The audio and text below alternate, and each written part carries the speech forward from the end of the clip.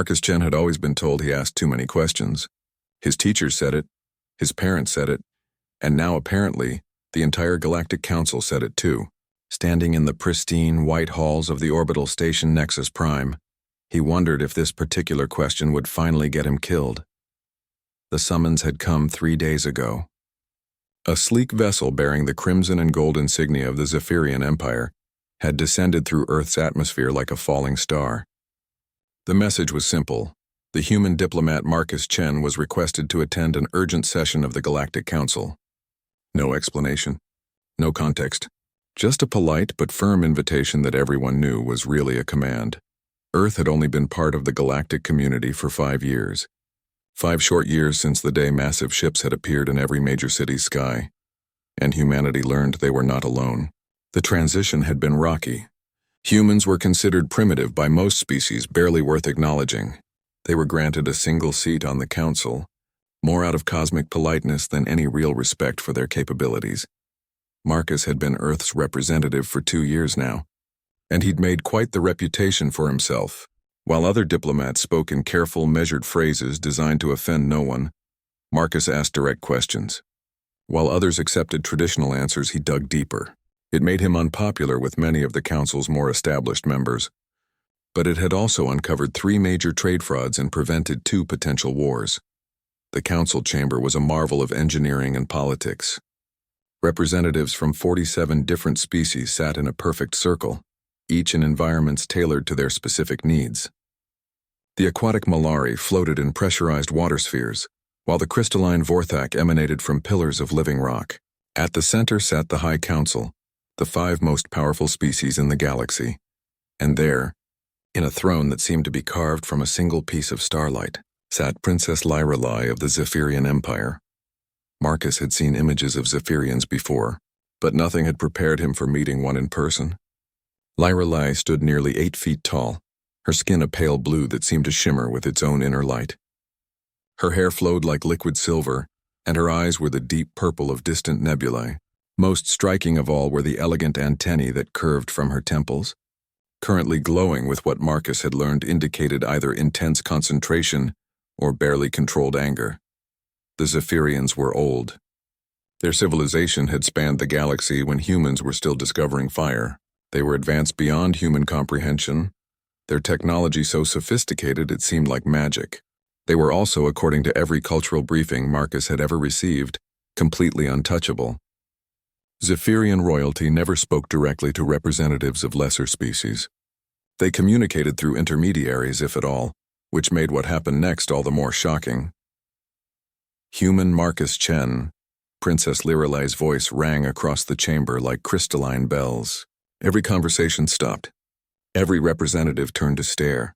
You have been brought here because of a question you asked 3 cycles ago during the trade negotiations with the Chromari Consortium. Marcus remembered the question. The Chromari had been insisting on exclusive mining rights to a system that was supposedly uninhabited, but the orbital surveys showed clear signs of civilization. When Marcus had asked why the indigenous population wasn't being consulted, the Chromari representative had laughed and said that primitive species had no rights to resources they couldn't properly utilize. I asked why we considered technological advancement the only measure of a species' right to exist, Marcus said carefully. I still think it's a valid question. A ripple of shock went through the assembled representatives. Several species that had never acknowledged humanity's presence before were now staring at Marcus with what he hoped was surprise rather than homicidal intent. Princess Lyralai leaned forward slightly. You questioned a principle that has governed galactic law for over 10,000 years. A principle that has prevented countless wars and established the natural order of advancement and authority. With respect, Your Highness, Marcus said, his heart hammering against his ribs, I questioned whether might makes right. Whether being able to destroy something gives you the moral authority to own it. The silence that followed was so complete that Marcus could hear his own breathing echoing in his helmet. He'd gone too far. He'd just contradicted the fundamental philosophy of galactic civilization, and he'd done it directly to one of the most powerful beings in the galaxy.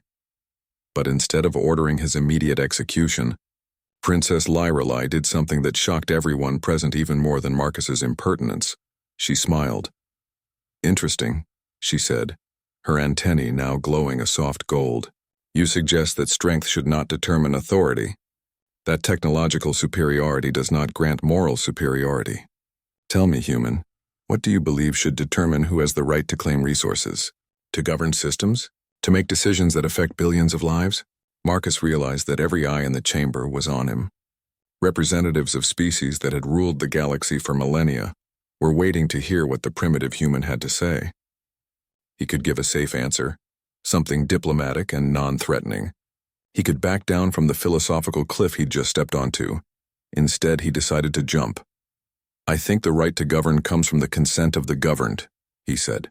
I think resources belong to those who live with them, who understand them, who will suffer or thrive based on how they're used. I think power should serve life, not the other way around. The chamber erupted. Representatives began arguing in dozens of languages, their translation devices struggling to keep up. Some were clearly outraged, others seemed intrigued, and a few appeared to be having existential crises.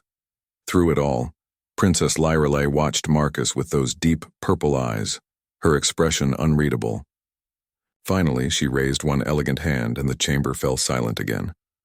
The human raises questions that challenge the very foundation of our society, she said, questions that perhaps we have been too comfortable to ask ourselves.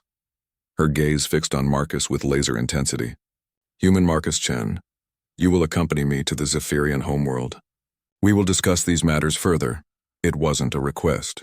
But as guards moved to escort Marcus away, he couldn't help but notice that Princess Lyrelei's antennae were still glowing gold.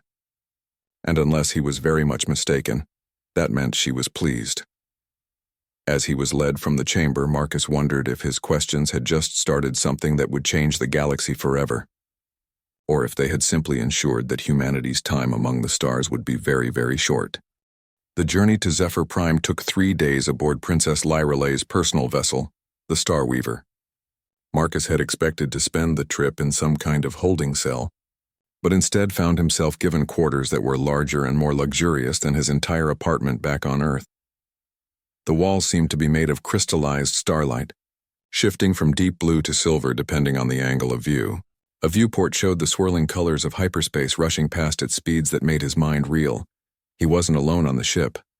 Captain Vex, the princess's personal guard and apparently her closest advisor, had made it very clear that Marcus was being watched. Vex was a different kind of Zephyrian than the princess. Where she was elegant and ethereal, he was built like a warrior. His skin was darker blue, almost navy, and covered in intricate tattoos that seemed to move and shift when he wasn't looking directly at them. His antennae were shorter, more practical, and currently glowing a steady red that Marcus had learned meant suspicion and potential threat assessment. The princess honors you beyond your understanding. Human, Vex had said during their first encounter. Do not mistake her curiosity for weakness. Many who have disappointed her have found themselves floating in the vacuum between stars. But despite the implied threats, Marcus found himself drawn into conversations with both Vex and the princess herself. They seemed genuinely curious about human culture, about Earth, about the way humans viewed the universe, and the more they talked, the more Marcus began to understand just how different human thinking really was. Your species is very young, Princess Lyrelei had explained during dinner on the second day. They sat in her private dining chamber, a room where the walls showed real-time images of the galaxy spinning slowly around them. Most species, when they achieve spaceflight, do so through conquest or necessity. They expand because they must, to survive resource depletion or catastrophic events. But humans seem to explore simply because you are curious. This is unusual. Marcus had been trying to eat something that looked like crystallized fruit but tasted like cinnamon and starlight. We've always been explorers. Even when we were stuck on one planet, we kept pushing boundaries. Climbing higher mountains, sailing across oceans, eventually reaching for the moon. I think it's because we've always known there was more out there. But your exploration led to conflict, Vex had interjected. Your history is filled with wars, with the strong conquering the weak. How is this different from galactic law? It was a fair question, and Marcus had spent long hours thinking about it. Because we learned from those mistakes, eventually. It took us a long time, too long, but we figured out that cooperation was better than conquest. That diversity made us stronger, not weaker.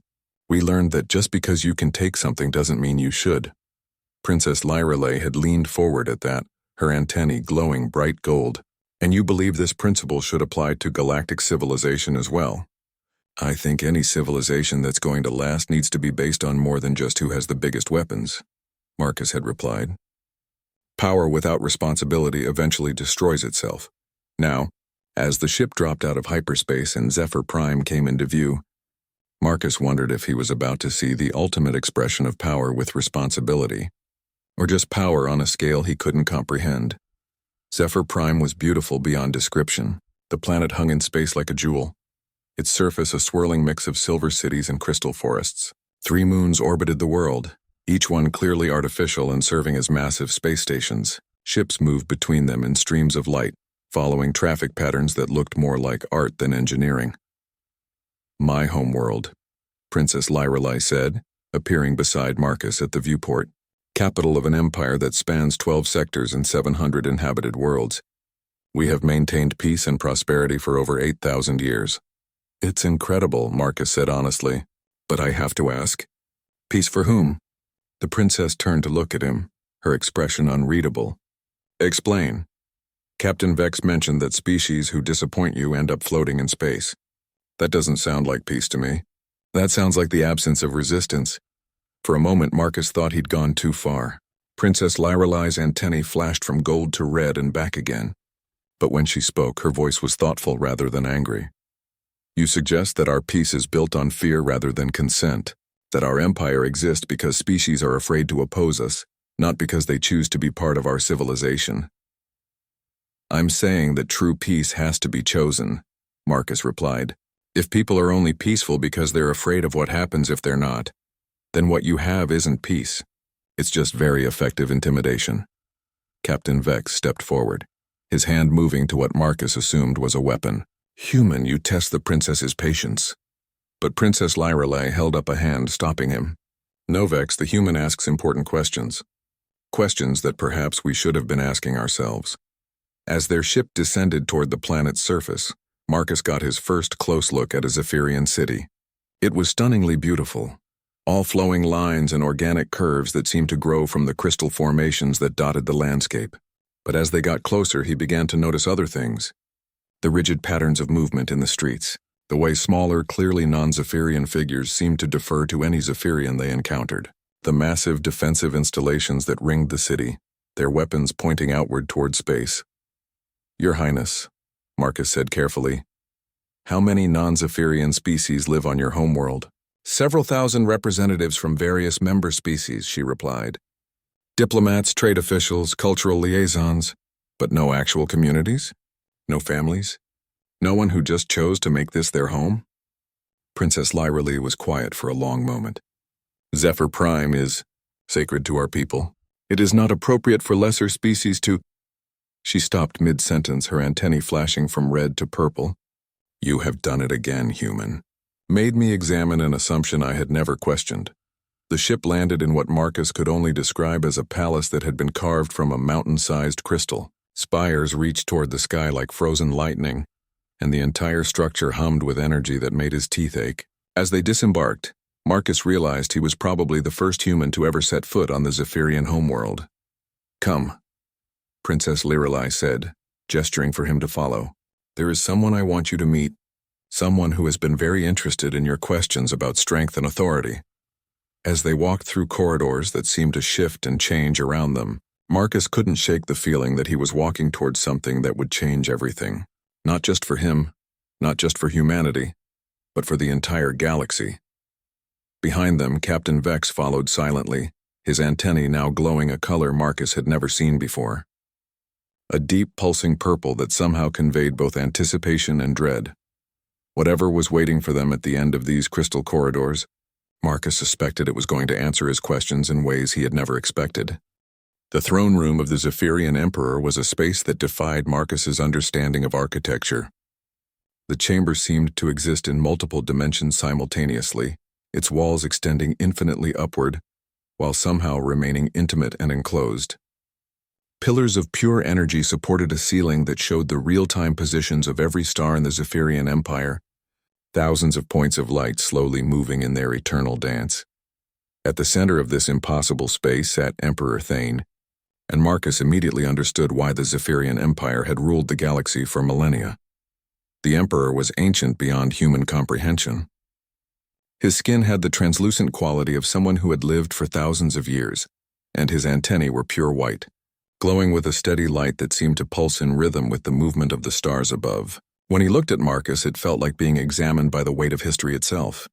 "So," the Emperor said, his voice carrying harmonics that Marcus felt in his bones, "this is the human who questions the natural order of the universe." Princess Lyrelei stepped forward and bowed deeply. "Father, I present Marcus Chen of Earth. He has raised concerns about the philosophical foundations of our empire." "Has he indeed?" Emperor Thane leaned forward slightly, and Marcus felt the pressure of that ancient attention like a physical weight. "Tell me, young human, do you understand what you are questioning? Do you comprehend the scope of what you suggest should be changed?" Marcus swallowed hard, acutely aware that his next words might determine not just his fate, but possibly the fate of his entire species. "I understand that I'm questioning something that has worked for thousands of years, Your Majesty.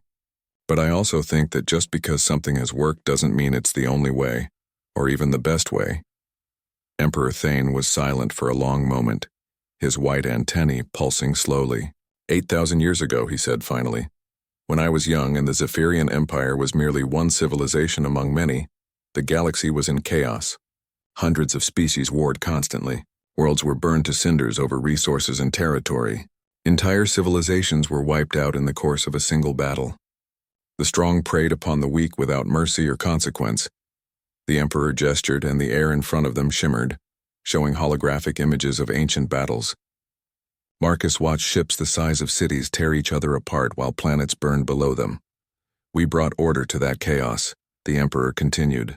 "We established the principle that advancement brings authority, that technological superiority grants the right to rule. Under this system, the galaxy has known 8 millennia of relative peace. Wars still occur, but they are brief and controlled. Resources are distributed efficiently. Progress continues across all member species. But at what cost?" Marcus asked, his voice barely above a whisper.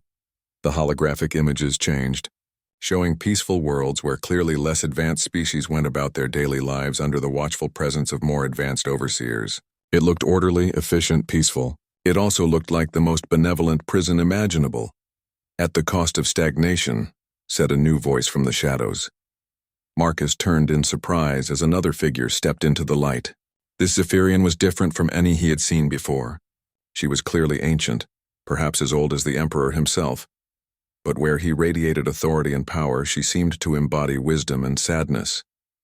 Her antennae were silver white and dim, and when she looked at Marcus, he saw depths of knowledge that made him feel very small and very young. "Sage Nerida," Princess Lyrelei said, bowing respectfully, "I had hoped you would join us." "The human's questions echo thoughts I have harbored for centuries," Sage Nerida replied.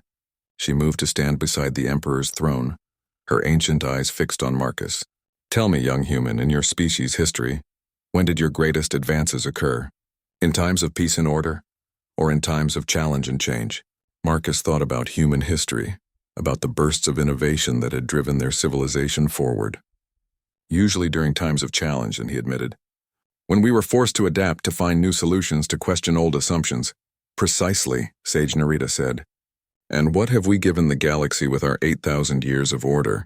Stability, yes. Peace, certainly. But also comfort. Predictability. The certainty that the strong will remain strong and the weak will remain weak. We have created a galaxy where no one needs to grow because no one is allowed to change." Emperor Thane's antennae flashed red. "Nerida, we have discussed this. The chaos that preceded our rule was terrible, yes," she interrupted. "But it was also dynamic. Species rose and fell based on their ability to adapt and innovate. Now they rise and fall based solely on our approval. We have become the galaxy's parents, never allowing our children to leave home and discover what they might become on their own." Marcus found himself caught between these two ancient perspectives, feeling like a child watching his parents argue about forces beyond his understanding. But as he listened, he began to realize that his questions hadn't created this debate. They had simply exposed a conflict that had been brewing in Zephyrian society for centuries. "Your Majesty," Marcus said carefully, What if there was a middle path? What if you could maintain peace without controlling growth? What if instead of ruling through strength you led through example? Emperor Thane's laugh was like thunder in the crystal chamber. You speak of ideals, human. The galaxy does not run on ideals. It runs on power and the wisdom to use that power responsibly. But what if he's right? Princess Lyrelei said suddenly. All eyes turned to her, and Marcus saw her antennae glowing bright gold with conviction. What if our responsibility isn't to rule but to guide? What if our power should be used to create opportunities for growth, rather than to maintain control? The silence that followed was deafening. Marcus could feel the weight of 8,000 years of tradition pressing down on the chamber, could sense the fundamental assumptions of an entire civilization being questioned. You would have us abandon everything we have built, Emperor Thane said finally. You would return the galaxy to chaos. I would have us trust in something we have never tried, Princess Lyrelei replied. I would have us trust in the potential of others to grow beyond our expectations. Sage Nerida stepped forward, her dim antennae beginning to glow brighter. There is a way to test this, she said. A way to see if the human's philosophy has merit without destroying what we have built. Marcus felt a chill run down his spine. What kind of test? The ancient sage smiled, and in that smile Marcus saw both infinite kindness and terrifying possibility. We give one species the chance to prove that cooperation is stronger than domination. We remove our protection, our guidance, our control. We let them face the galaxy as equals rather than subjects. And if they fail? Captain Vex asked, speaking for the first time since they had entered the throne room. Then they fall, Emperor Thane said grimly, and the galaxy learns once again why the strong must rule the weak. Marcus realized with growing horror what they were suggesting. You're talking about humanity, aren't you? You want to use my species as a test case. Princess Lyrelei turned to him, her purple eyes filled with something that might have been apology. You asked us to question our assumptions. Marcus Chen, now we are asking you to prove that your alternatives are more than just idealistic dreams. As the implications of what was being proposed began to sink in, Marcus wondered if his questions had just doomed his entire species to become the galaxy's most important experiment. The emergency session of Earth's Global Council was unlike anything in human history. Representatives from every nation sat in the vast hall beneath Geneva, their faces reflecting a mixture of terror, excitement, and disbelief as Marcus finished explaining what had transpired on Zephyr Prime. Let me understand this correctly, said Director Sarah Kim, Earth's head of galactic affairs. You questioned the fundamental structure of galactic civilization, and now they want to use humanity as a test case to see if your ideals can work in practice. That's essentially correct, Marcus replied. He stood at the center of the circular chamber, feeling very much like he was on trial. The Zephyrian Empire is willing to grant humanity full independence and equality. No protection, no oversight, no safety net. We would be free to interact with other species as equals, to make our own alliances, to succeed or fail based on our own merits. And if we fail, asked President Chen of the Pacific Federation, then we prove that strength-based hierarchy is the only way to maintain galactic order, Marcus said quietly. And humanity becomes a cautionary tale for the next 1,000 years. The chamber erupted in arguments. Some representatives saw it as an incredible opportunity, the chance for humanity to prove itself on the galactic stage. Others viewed it as a death sentence, pointing out that humanity was barely 5 years into spaceflight, while some galactic civilizations had been traveling between stars for millennia. The risks are enormous, declared Prime Minister Okafor of the African Union. We're talking about going from protected status to complete independence overnight. There are species out there that could wipe us out without breaking a sweat. But there are also species that might become our allies, countered Chancellor Rodriguez of the European Confederation. The Zephyrians have kept us isolated, dependent. How do we know what we're truly capable of if we never get the chance to try? Marcus watched the debate with growing unease. He had started this by asking questions about justice and morality, but now it had become a decision that would affect every human being alive. The weight of that responsibility was crushing. There's something else, he said, and the chamber gradually fell silent. Princess Lyrelei told me that we wouldn't be going into this completely blind. There are other species in the galaxy who share similar concerns about the current system. Species who have been waiting for an opportunity to try something different. Director Kim leaned forward. What kind of species? The Keepers, for one, Marcus replied. They're an ancient race that predates even the Zephyrians. They've remained neutral in galactic politics for thousands of years, but apparently they've been watching and waiting. Princess Lyrale thinks they might be willing to guide us not as rulers but as advisors. And the others? Marcus took a deep breath. The Vorthak Collective, the Singing Pools of Altair, the nomad fleets of the Spiral Arm. All species that have chafed under the current system but have been too weak individually to challenge it. If humanity proves that cooperation can work, they might be willing to join us. Or they might be willing to let us fail spectacularly while they watch from a safe distance, muttered General Thompson of the American states. The debate continued for hours, but gradually a consensus began to emerge. Humanity had spent its entire history pushing boundaries, taking risks, reaching for something better. The idea of remaining safe but subordinate forever went against everything humans had ever been. The vote, when it finally came, was closer than Marcus had expected. 67% in favor of accepting the Zephyrian challenge, 33% for remaining under Imperial protection. It was decisive but not overwhelming. As the session adjourned and representatives began filing out, Director Kim approached Marcus. I hope you understand what you've set in motion, she said. If this goes wrong, it won't just be your reputation that suffers. It'll be our entire species. I know, Marcus replied. But if we don't try, we'll never know what we could have become. 3 weeks later, Marcus found himself back aboard the Starweaver, heading for a rendezvous with ships from a dozen different species. The official announcement of humanity's new status had sent shockwaves through the galactic community. Some species had expressed outrage that the natural order was being disrupted. Others had quietly sent diplomatic messages expressing interest in opening new relationships. Princess Lyrale had been busy during those 3 weeks. She had used her influence to arrange what she called a neutral gathering, a meeting of species interested in exploring alternatives to the traditional power structure. It would be held on Harmony Station, an ancient facility built by the Keepers thousands of years ago and maintained as neutral ground ever since. Are you nervous? She asked as they sat in her private quarters, watching hyperspace stream past the viewports. Terrified, Marcus admitted. I keep thinking about all the ways this could go wrong.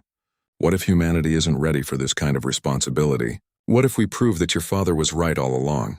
Princess Lyrale was quiet for a moment, her antennae glowing a soft blue that Marcus had learned indicated thoughtfulness. Do you know why I became interested in your questions? She asked finally. Marcus shook his head. Because I have spent my entire life being told that I am superior to other beings simply because of what species I was born into.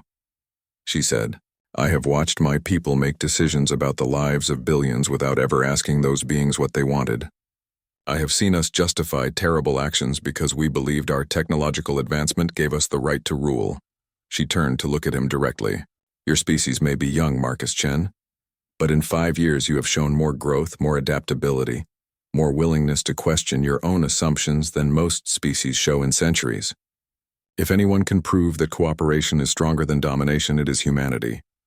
And if we can't, Princess Lyrale's antennae flashed gold for a moment. Then at least we will have tried. At least we will have asked the questions that needed to be asked. The ship dropped out of hyperspace, and Marcus got his first look at Harmony Station. It was massive beyond comprehension, a structure that seemed to blend technology with something that looked almost organic.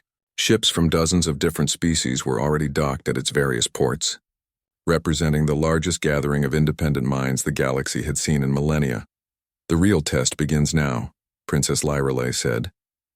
Can all these different species with their different needs and perspectives find common ground? Can they build something together that is stronger than what any of them could build alone? As their ship approached the docking bay, Marcus saw representatives from species he had never encountered before. Some looked almost human. Others were so alien that he couldn't even identify what might be their heads. All of them were here because they believed, like he did, that there had to be a better way. No pressure, Marcus muttered to himself as the docking clamps engaged and the airlock cycled open. Princess Lyrale smiled. Marcus Chen, you asked a question that has changed the course of galactic history. Now comes the hard part, finding the answer. As they stepped off the ship and into the vast corridors of Harmony Station, Marcus couldn't help but think that he was about to discover whether humanity's greatest strength, the ability to bring others together, would be enough to reshape a galaxy. The Grand Assembly Hall of Harmony Station could have held a small city. The keepers had built it to accommodate any conceivable gathering, and today it hosted something that hadn't been seen in the galaxy for 8,000 years, a truly free exchange of ideas between equal species. Marcus sat at the human delegation table, flanked by Director Kim and Dr. Elena Vasquez, Earth's leading xenosociologist. Around them, representatives from 37 different species had arranged themselves in a vast circle. There were no elevated platforms, no symbols of hierarchy. Everyone sat at the same level, under the gentle light of artificial stars that the keepers had embedded in the station's ceiling. At the center of the circle stood Curator Zenth, the keeper representative. The keepers were perhaps the most mysterious species in the galaxy. They were ancient, even older than the Zephyrians, but they had chosen isolation over empire. Curator Zenth looked like a living tree made of crystal and light, his form shifting slowly as he spoke in harmonics that the universal translators rendered as a voice like wind through leaves. For 8,000 years, Curator Zenth intoned, we have watched the galaxy organize itself around the principle of strength. We have seen the strong grow stronger and the weak grow weaker. We have observed the gradual crystallization of power into rigid hierarchies that prevent growth and change. His form pulsed with different colors as he continued. Today we gathered to explore a different path. Not the path of the strong ruling the weak, but the path of many different strengths combining to create something greater than any could achieve alone. A ripple of agreement went through some of the assembled delegates, but Marcus could see skepticism on many faces. The representative from the hegemony of suns, a militaristic species that had built their civilization on conquest, was clearly unimpressed. The crystalline parliament, beings of living mineral who thought in geological timescales, seemed confused by the very concept of rapid change. This is all very idealistic, spoke Commander Thex of the Iron Fleet, a cyborg species that had replaced most of their biological components with technology. But idealism does not feed populations or defend borders. How do you propose to organize galactic civilization without the structure that strength provides? Marcus stood up, his heart pounding. This was the moment he had been dreading and anticipating in equal measure. By changing what we consider strength, he said. The hall fell silent and Marcus felt the weight of dozens of alien gazes upon him. For too long, we've defined strength as the ability to destroy or dominate. But what if real strength is the ability to create, to adapt, to bring others together rather than tear them apart? Pretty words, rumbled the hegemony representative, a massive being whose skin looked like living metal. But creation requires resources. Resources are limited. How do you distribute limited resources without the authority of strength? Dr. Vasquez stood up beside Marcus.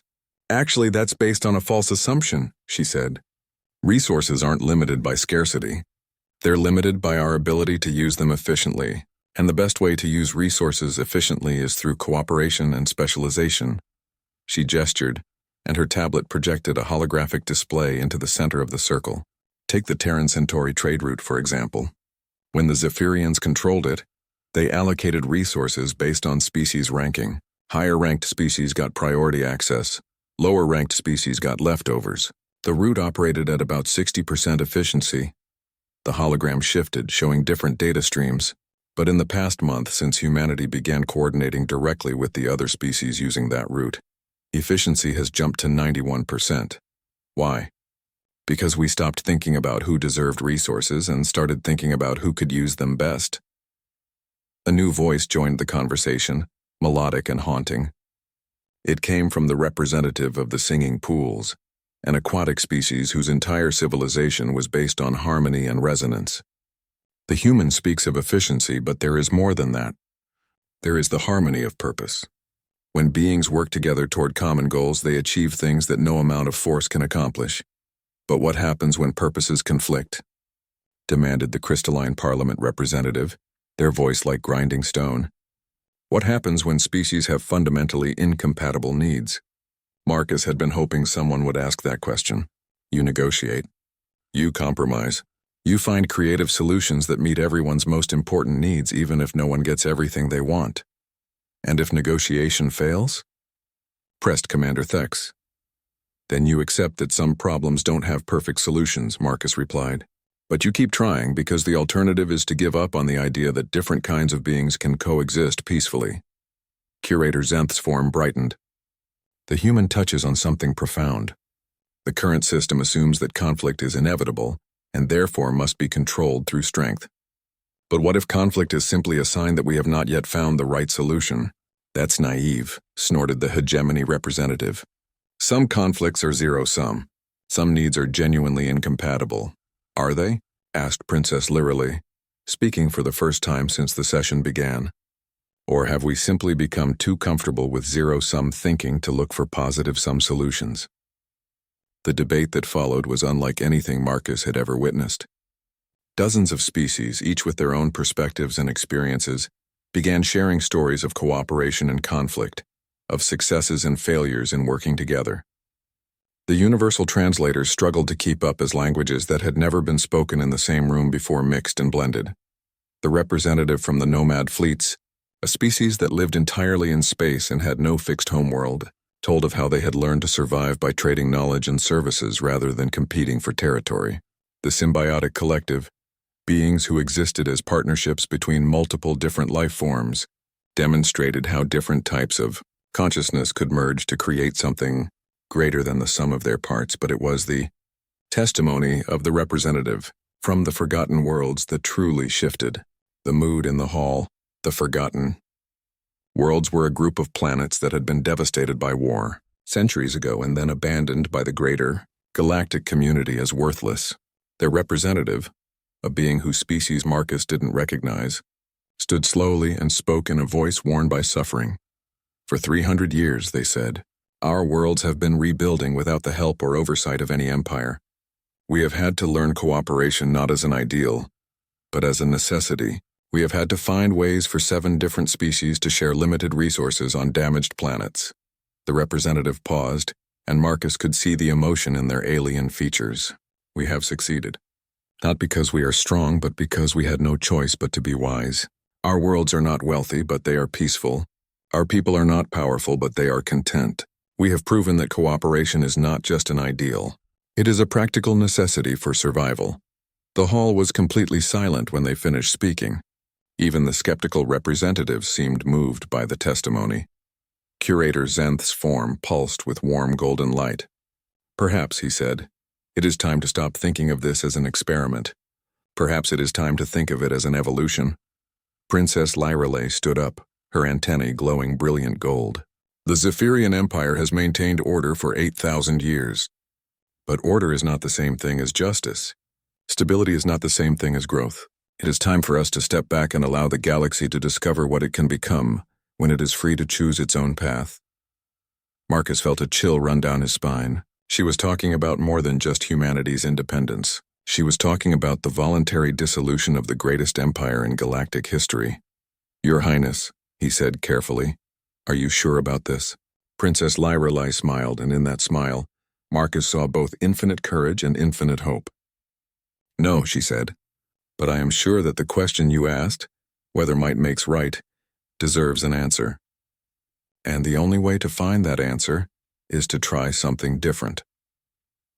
As the session concluded and delegates began discussing practical arrangements for this new form of galactic cooperation, Marcus realized that his simple question had grown into something far beyond what he had ever imagined. Humanity hadn't just gained independence.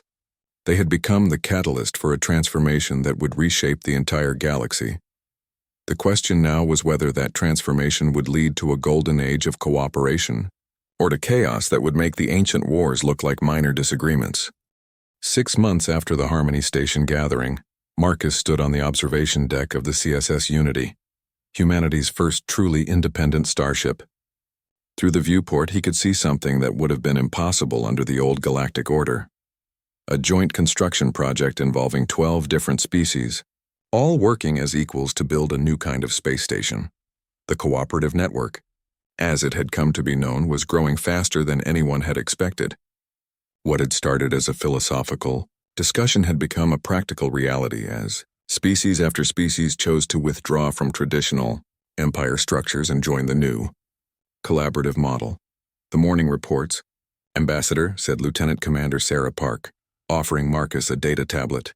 He still wasn't entirely comfortable with the title of ambassador, but Director Kim had insisted that humanity needed formal representation in the rapidly evolving galactic political landscape. Marcus scanned through the reports, marveling at the scope of what was happening. The Vorthak Collective had successfully mediated a resource dispute between two former client species of the hegemony of suns. The singing pools had developed a new communication protocol that allowed real-time translation between 37 different languages simultaneously. The Nomad fleets had established the first truly democratic space lanes, where traffic was managed by consensus rather than imperial decree. But not all the news was positive.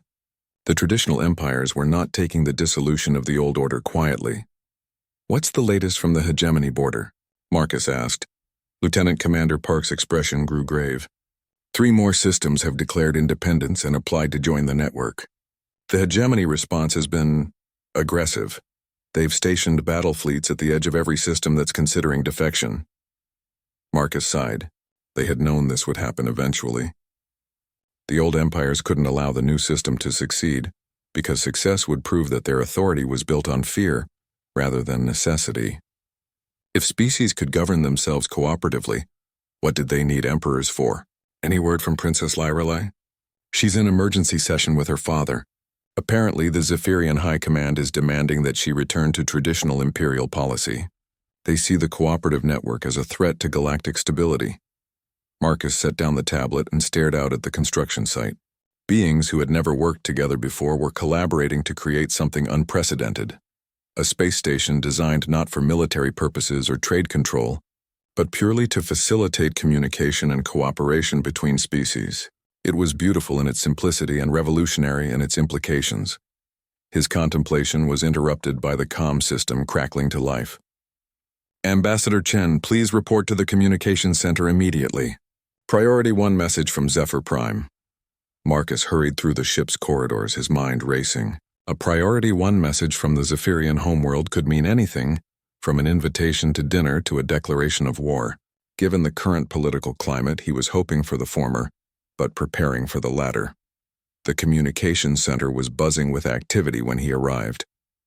The large display screen showed Princess Lyrelei's face, but something was wrong.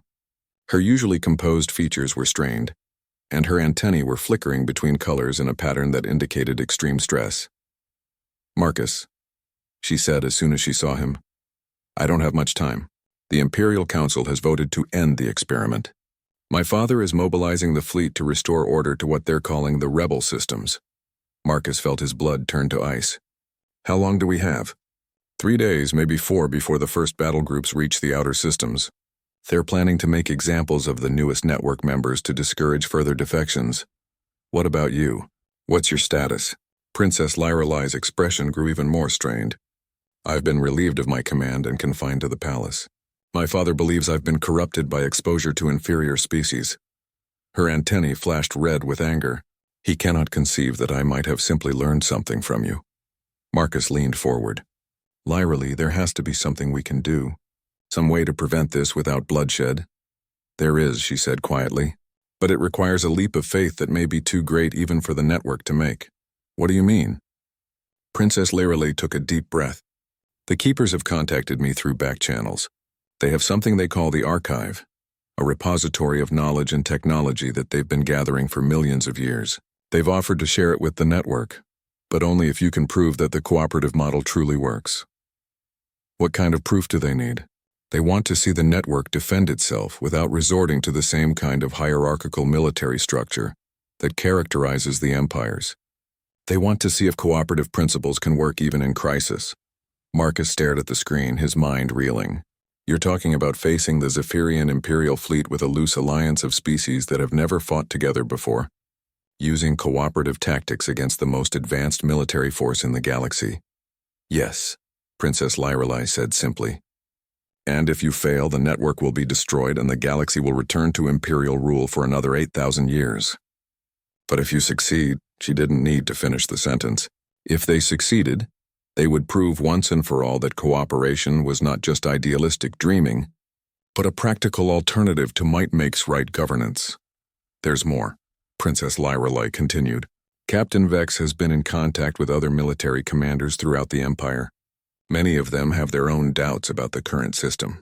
If the network can demonstrate effective resistance, some Imperial forces might defect, including Vex. He hasn't said so directly, but Princess Lyrelei's antennae flickered gold for a moment. Let's just say that he's been asking a lot of questions about honor and duty lately. The transmission was interrupted by alarms in the background on Princess Lyrelei's end. I have to go, she said urgently. Marcus, I want you to know that whatever happens, asking that question was the best thing anyone has done for the galaxy in millennia. The screen went dark, leaving Marcus alone with the weight of an impossible decision. Fight the most powerful military force in the galaxy using untested cooperative tactics, or watch the network be destroyed without resistance. He thought about the construction site outside, about the species working together to build something beautiful and unprecedented. He thought about the forgotten worlds rebuilding their civilization through cooperation and mutual aid. He thought about humanity's long history of achieving the impossible when people came together for a common cause. Lieutenant Commander Park, he said, turning to the communications officer, open a channel to all network vessels and installations. It's time to find out if cooperation really is stronger than domination. As alarms began sounding throughout the ship and emergency protocols activated, Marcus realized that the next few days would determine not just the fate of the cooperative network, but the future direction of galactic civilization. The real test of his question was about to begin. The Battle of New Harmony, as historians would later call it, began not with weapons fire but with words. Marcus stood on the bridge of the CSS Unity, watching as the Zephyrian Imperial fleet emerged from hyperspace in perfect formation. 12 dreadnoughts, each one capable of destroying a planet, accompanied by hundreds of smaller vessels in a display of force that had crushed rebellions for millennia. The sight should have been terrifying, and Marcus had to admit his hands were shaking slightly as he watched the massive ships take up positions around the network. Construction site, but arrayed to meet them was something the galaxy had never seen before. A truly cooperative defense force. Ships from 37 different species hung in space around the half-completed station, their formations seemingly chaotic compared to the rigid Imperial lines. The vessels themselves were a study in diversity. Sleek nomad cruisers that looked like living things, angular crystalline parliament ships that resembled flying cities, and organic symbiotic collective vessels that pulsed with their own internal light. Incoming transmission from the Imperial flagship, reported Lieutenant Commander Park. Put it through, Marcus said, straightening his uniform. The main screen flickered to life, showing Captain Vex in full Imperial regalia. But Marcus could see something in the Zephyrian's eyes that hadn't been there before. Doubt, perhaps, or sadness. Network vessels, Vex said formally. You are in violation of Imperial decree. Disperse immediately or face the consequences of your rebellion. Marcus took a deep breath and stepped forward.